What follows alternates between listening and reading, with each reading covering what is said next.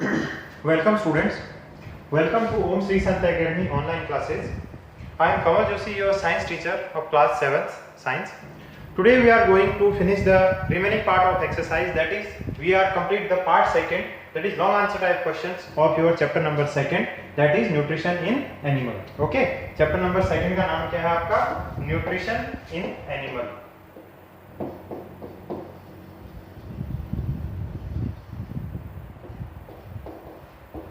Nutrition in animal, ठीक है। तो इस चैप्टर का हम लोग आज क्या है, अब लास्ट जो पार्ट है इसका एक्सरसाइज का उसको फिनिश करने वाले हैं। तो चलिए मैंने आपके आंसर यहाँ पे लिखे हैं।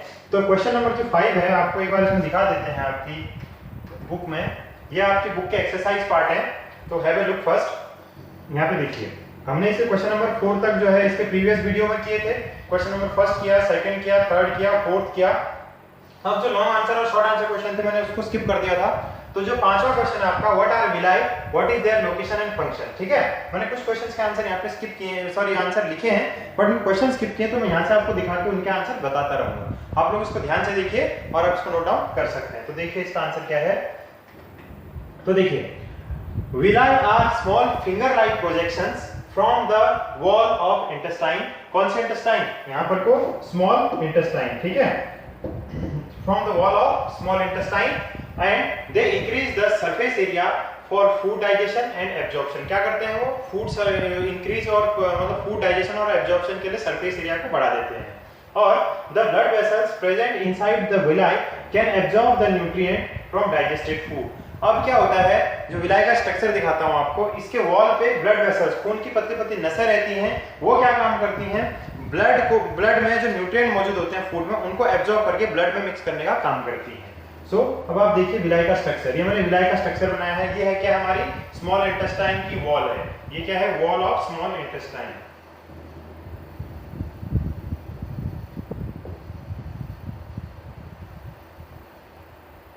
वॉल ऑफ स्मॉल इंटेस्टाइन है ये, और इसमें क्या ऐसे फोल्डेड टाइप के स्ट्रक्चर होते हैं जिसको कहते हैं फिंगर लाइक प्रोजेक्शंस, ठीक है। और इसी फिंगर लाइक प्रोजेक्शंस को हम क्या कहते हैं, विलाई कहते हैं। तो ये एक विलाई का स्ट्रक्चर है आपका, क्या है, ये विलाई का स्ट्रक्चर है ये। और इस विलाई के स्ट्रक्चर में क्या होता है, देखिए खून की नसा होती हैं, एक तो होती है आर्टरी और एक होती है वेन्स। ये आप आगे अब जब ब्लड वेसल चैप्टर पढ़ेंगे आप तब समझेंगे उसको। तो दो टाइप की खून की नसा होती है, अच्छा खून लेके जाती है, गंदा खून वापस लेके जाती है, अच्छा खून लेके आते हैं, ठीक है। तो उनको बोलते हैं आर्टरी और वेन्स। तो ये ब्लड वेसल्स हो गए इसमें। दूसरा एक होती है लिम्फ वेसल्स, जो येलो कलर के बनाए तो लैक्टियल्स बोलते हैं, ठीक है, इनको लिम्फ वेन्स बोलते हैं। तो ये है आपके स्ट्रक्चर विलाई का पूरा। तो ये क्या काम करता है, स्मॉल इंटेस्टाइन में डाइजेशन में हेल्प करता है। तो I hope you got this answer. चलिए नेक्स्ट क्वेश्चन की तरफ आगे बढ़ते हैं। क्वेश्चन नंबर 6 है, देखिए। तो देखिए क्वेश्चन नंबर 6 क्या कह रहा है, where is the bile produced, which component of food does it help to digest. Bile कहां प्रोड्यूस होता है और क्या बोलते हैं इसको, कौन सा मतलब कंपोनेंट को ये डाइजेस्ट करने में हेल्प करता है, ये इस क्वेश्चन को पूछ रहा है आपको। तो सिंपल सी बात है, बाइल कहां प्रोड्यूस होगा, बाइल प्रोड्यूस्ड इन लीवर। कहां प्रोड्यूस होता है, लीवर जो है इसको सीक्रेट करता है, मतलब बनाता भी वही है और इसको सीक्रेट करता है कहां पर को, बाइल जो इसको बनाता है which is stored in gall bladder. कहां पे भेजता है उसको स्टोर करने के लिए, गॉल ब्लैडर में भेजता है, ठीक है। और जो थैलीनुमा स्ट्रक्चर बनाया था आपने लाइक दिस, जैसे अगर आपका ये लीवर है, ठीक है, ये ऐसे आपका लीवर था, तो लीवर के पास एक छोटी थैलीनुमा स्ट्रक्चर थी, ठीक। तो ये लीवर क्या करता है, इस बाइल को बना करके इस गॉल ब्लैडर में भेज देता है। तो बस यहीं पर से ये सीधे स्मॉल इंटेस्टाइन में क्या हो जाता है, पोर ऑफ हो जाता है, स्मॉल इंटेस्टाइन में जाता है इसका। तो यही पूछ रहा है। और bile play important role in fat digestion. याद रखना, लिपिड और फैट के डाइजेशन में क्या काम करता है, हेल्प करता है। आप इसको लिपिड भी कह सकते हो, ठीक है। लिपिड या फैट के डाइजेशन में क्या काम करता है, हेल्प करता है। तो ये था इस क्वेश्चन का आंसर। चलिए बढ़ते हैं नेक्स्ट क्वेश्चन की तरफ। क्वेश्चन नंबर 7 जो मैंने लिखा नहीं है, तो आप इसको यहाँ बुक में से देखिए। कह रहा है, name the type of carbohydrate that can digested by ruminants but not bye humans, give reasons also. ऐसे कार्बोहाइड्रेट का नाम बताइए जो केवल रूमिनेंट्स, कौन से थे, गाय भैंस काऊ बफेलो डियर, जो रूमिनेंट जो कैटल्स होते हैं, जानवर होते हैं, वो केवल इसको डाइजेस्ट कर सकते हैं और ह्यूमन नहीं कर सकते इसको डाइजेस्ट। और क्यों नहीं कर सकते इसका भी आप रीजन बताइए, आपसे पूछ रहा है। तो आप इसका आंसर देखिए।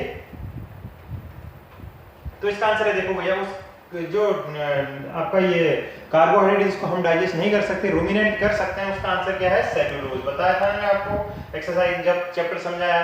तो सेलुलोज क्या है, एक टाइप का कार्बोहाइड्रेट है जिसको क्या कहाँ पाया जाता है, घास पत्तियों में, प्लांट की लीफ में पाया जाता है ये, और इसको जानवर क्या है आसानी से डाइजेस्ट कर सकते हैं, और जबकि हम नहीं कर सकते। इसका आंसर क्यों है, क्यों नहीं कर सकते, क्योंकि रूमिनेंट क्या है, can digest cellulose because of certain type of bacteria. कुछ बैक्टीरिया होते हैं इनके, उसमें कहां पर जो प्रेजेंट होते हैं वो present with in their rumen. Rumen क्या होता है, एक स्पेशल टाइप का स्ट्रक्चर होता है, इनमें मिलता है, इसलिए इनको रूमिनेंट बोलते हैं, और रूमिनेशन की प्रोसेस करते हैं ये। And apart from that they have cellulose digesting enzymes, उनके पास है और क्या होता है, सेलुलोज डाइजेस्टिंग एंजाइम्स भी होते हैं, और which are not present in human, जो कि ह्यूमन में प्रेजेंट नहीं होते हैं। इस वजह से क्या है, जो रूमिनेंट होते हैं वो सेलुलोज डाइजेशन की कैपेसिटी रखते हैं, जबकि हम लोग नहीं रखते हैं। तो ये इस क्वेश्चन का आंसर है आपका। चलिए next question, question number 8। Question number 8 क्या है देख लेते हैं। Why we get instant energy from glucose। अब आपने कभी देखा होगा कि कभी किसी को चक्कर आ जाता है, कभी किसी को बीमार होता है, ग्लूकोज ही चढ़ाते हैं, और हमें अगर तुरंत एनर्जी चाहिए तो हम लोग ग्लूकोज ही खाते हैं। ये पूछ रहा है ऐसा क्यों, हम लोग क्यों ग्लूकोज की बजाय कुछ दूसरी चीज क्यों नहीं खा लेते हैं, हम लोग घी क्यों नहीं खाते, हम लोग मिल्क क्यों नहीं पीते, हम लोग कर्ड क्यों नहीं ले लेते, हम ग्लूकोज ही क्यों लेते हैं, व्हाई दिस। तो इसका आंसर क्या है, देखिए इसका आंसर है glucose is a simple sugar. Glucose क्या है, सबसे सिंपलेस्ट शुगर है। तो देखिए मैंने आपको बताया था जो कॉम्प्लेक्स चीजें होती हैं वो क्या है आपके एक सिंपल वन में टूटती हैं, और फिर ये सिंपल चीज क्या है इजीली हमारी बॉडी में क्या है डाइजेस्ट हो जाती है। डाइजेशन की यही प्रोसेस मैंने आपको बताई थी, मतलब कॉम्प्लेक्स चीज का सिंपल वन में टूटना इज कॉल्ड डाइजेशन।